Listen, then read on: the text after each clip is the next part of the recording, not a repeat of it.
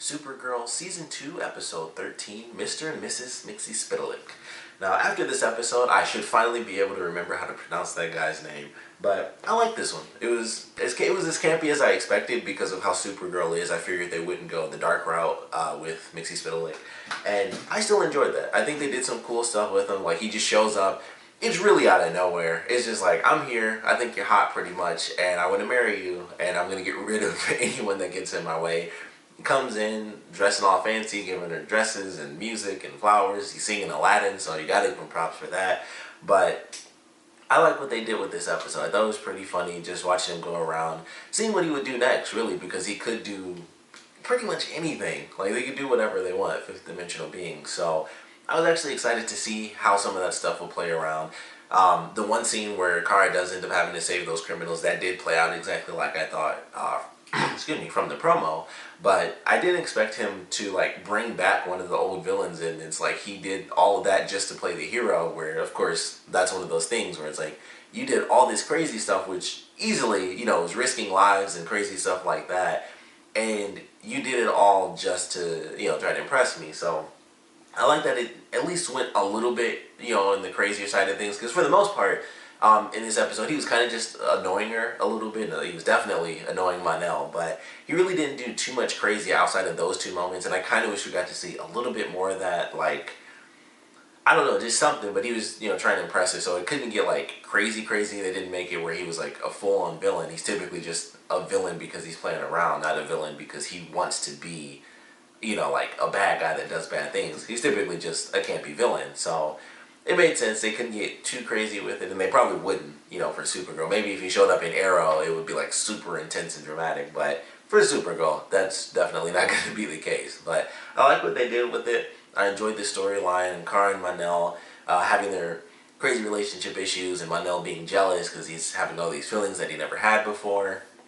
And of course, ultimately, it does end up working out. Kara and Mon-El are together by the end of this episode. And as I've stated, and hopefully this is the last time, I hope that this is just a relationship and they just go through with it and it's not any sort of drama and it's like they're together and then they break up after like 3 episodes because of something stupid.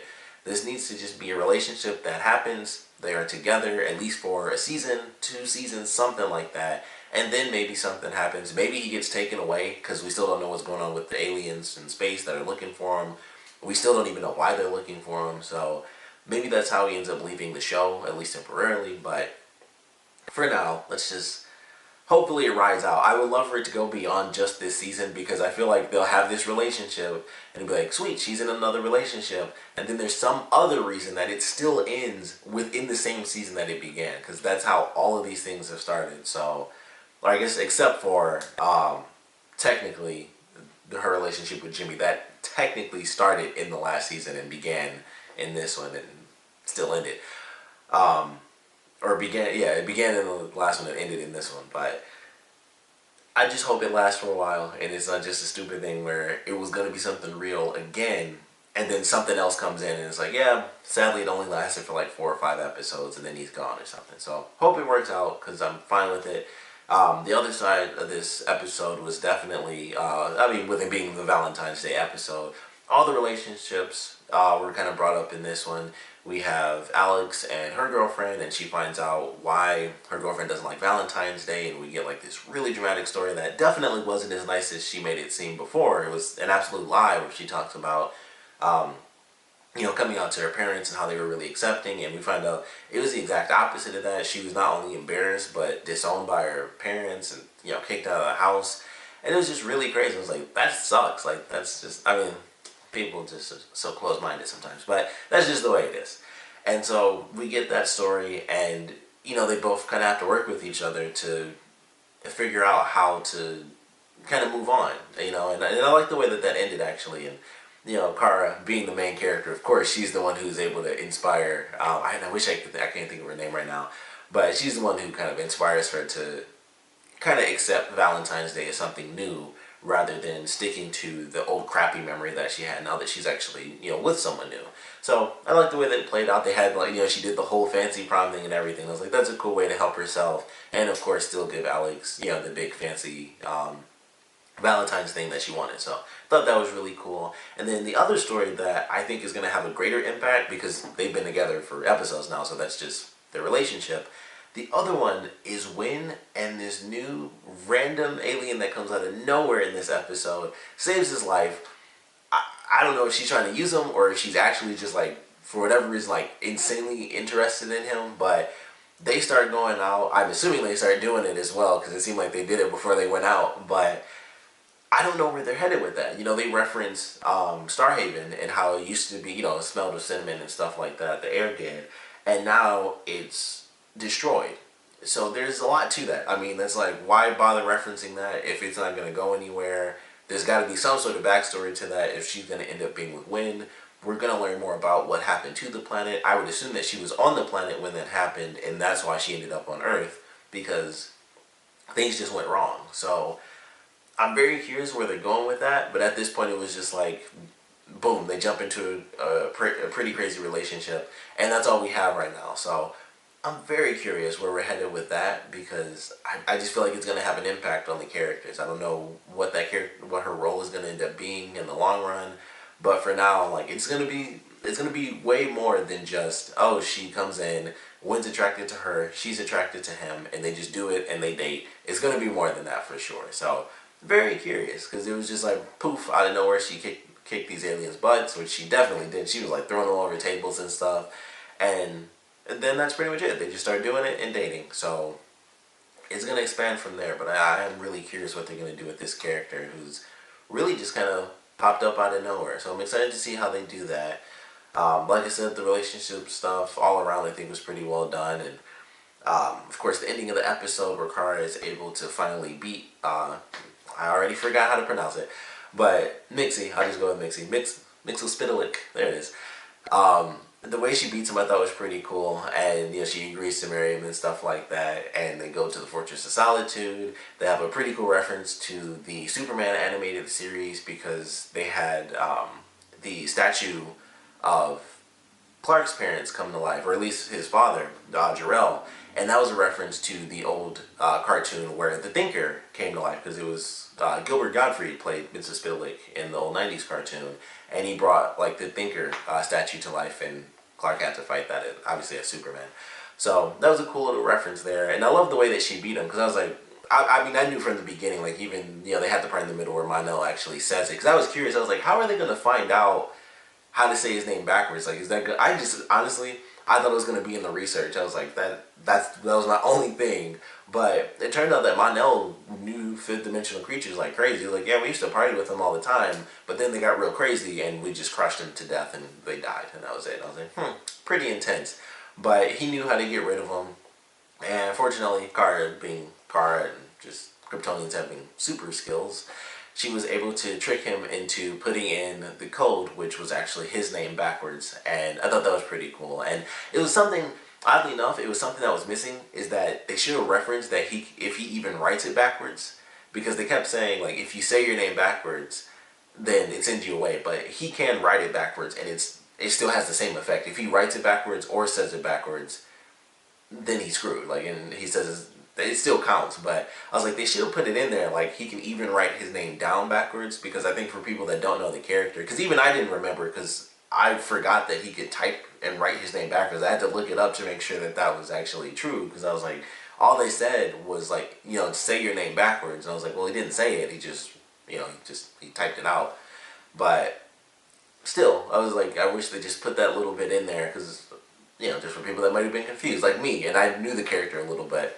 I don't think I don't remember it, at least, from like the 90s cartoon where he wrote his name down, but he showed up a lot in that old Superman cartoon, so I'm sure one of those times he wrote his name down for sure, but I only remembered him being able to, you know, being sent away if he actually said it backwards. So I wish they did specify that in there somewhere, because ultimately they're like, you know, you have to say your name backwards and you get sent away, and then technically he just pushed some buttons and then it came up. So I was like, oh, okay.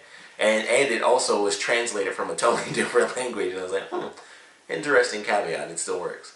But I like the way they did it, and fortunately everything goes back to normal, like even, you know, the giant ice statue is fixed and everything like that. But I love the way they did it, and he's like, okay, you know, he ends up putting his name in backwards. I'm sure he'll return in the series somewhere, and I would love it if they did like a crazy thing where, you know, Superman comes in and Mxyzptlk shows up again as well, and he's torturing Kara and Clark. I think that would actually be pretty amazing to see him like go up against both of them and maybe get a little bit crazier, because it's like he's trying to win her affections, and you know, Clark is trying to help her out, but he's getting sent away or what, you know, who knows what.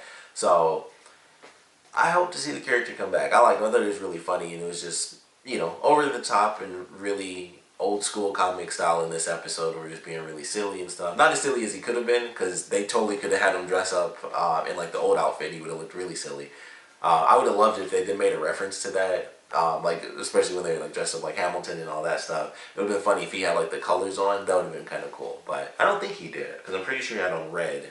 And like his really old costume is like yellow and purple. Kind of hard to make that work. But, well, I guess not if you're dressed, you know, old style clothing. But I like the way this episode played out. Not too much as far as like, you know, obviously the overarching story. Really nothing. It was the Valentine's episode. Everybody's dating or starting to date somebody or trying not to marry somebody else, and that was pretty much it. We get a little bit of a reference to McGann, because John wants to send her a message, but that's about it for that. The next episode I am very excited for, because apparently there's like another fake robot coming in, because we have Cyborg Superman, and then like we have a fake, you know, father returning to his daughters and his entire family. It's like, oh, thank God you're safe. Cadmus let you go, or he escaped somehow. So we will see what happens. And it seems like, if I remember right from the promo, Mon-El is the first person to get really suspicious. So we'll see how that plays out. Going off of this episode, they kind of made up, you know, at the end. But with him being the first one suspicious, it's like, oh man, he's the newest person on the team, and he's the first one suspicious. Nobody's gonna listen to him. It's gonna be very TV style, where it's like, oh, whatever, you're being crazy. Like, we know our father, and of course, John will be like, you know, I've worked with this guy forever and stuff like that. And of course, he'll end up being right at the end, and everybody will be like, crap, we didn't believe you. I'm pretty sure that's how the entire episode is going to play out next week. But I'm still excited to see it. I still want to know where they're headed with this crazy plan. Maybe that's how they did the trailer. Maybe that won't even be the story. I'm pretty sure it will be. But I'm very excited to see where they go with this, because even if that's not actually him, it'll lead them closer to Cadmus, because there's going to be something that they can do if he's a robot. They'd be like, all right, we can trace this technology, or if there's some sort of ion, whatever, any sort of thing that they can trace back and trail, it's going to lead them a bit closer to Cadmus and closer to actually getting their family back together and stopping, you know, the main villains for this season. So we'll see where it goes, but I'm still excited for it. Like I said, though, I still enjoyed this one. I think it was a pretty funny episode. I loved just how crazy it got, and I'm excited for whenever they decide to bring this character back, how much crazier they're really going to get. Because it was simple in this episode. He was just, you know, sending Mon-El away and taking his clothes and stuff and summoning people to play music and flowers. But he can do pretty much anything. He can do whatever he wants. So I'm excited to see them bring the character back and definitely get much, much crazier with what they decide to do. But I would love to know what you guys thought about this episode, so please comment below. Let me know your favorite parts, your least favorite parts. And I definitely want to know, what lesser known characters would you guys like to see in Supergirl? Because so far, they've really used like well-known characters. There might be characters that people aren't as familiar with anymore, because Superman doesn't... You know, Batman always has like 100 million individual shows, and Superman is always in the Justice League. Like, the last time Superman had his own show was that 90s cartoon, but since then Batman has had like 4 different, you know, solo series. So everybody always knows like these are the Batman villains and stuff like that, and everybody knows Lex Luthor, and that's about it. It's like people know Lex Luthor and Doomsday, and that's about it. I mean, I guess maybe Darkseid, you know, he fights Superman more than most of the other characters, but that's about it. Nobody seems to know, you know, maybe Bizarro, maybe higher up there, but I think for a lot of people that might just be into the show because it's just the new comic book show that's on, there's a lot of characters that they can utilize that people don't know about and give, you know, kind of some reference to them. I think Mxyzptlk is like the perfect example, because he doesn't show up in much. He was in Smallville and that 90s cartoon, and I'm sure he was in Batman Brave and the Bold, just because that was super campy. But characters like that don't show up too often, so I would love to know, and obviously this would have to be for people who are really big fans of the comics, what lesser known characters you guys would like to see, whether it's heroes or villains. There's like a million different characters, but man, I don't know who I'd pick. If I had to pick like one person to come in, honestly, the first thing that comes to mind is Brainiac, just because I love Brainiac as a villain. But I don't know if it's too early for that. I feel like it's too early. There's too much stuff going on this season for sure. Brainiac has to be like, one season is all Brainiac. That's the only way that works. You can't have Brainiac for like one episode. That just doesn't work like that. It's got to be a whole season, or at least like half the season or something. Like, you got to fight Brainiac for a long freaking time.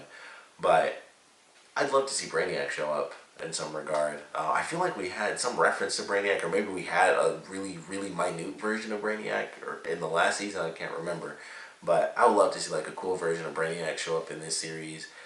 There are a million different heroes, but I won't even bother with that because that's just not going to happen. But we'd love to know what characters you guys would like to see show up in this series, lesser known, or even if they're not lesser known characters. I named Brainiac, that's a really big Superman character. So just characters in general that you guys would like to see. And of course, I want to know what you guys thought about the episode in general, so please comment below, let me know, and thanks for watching.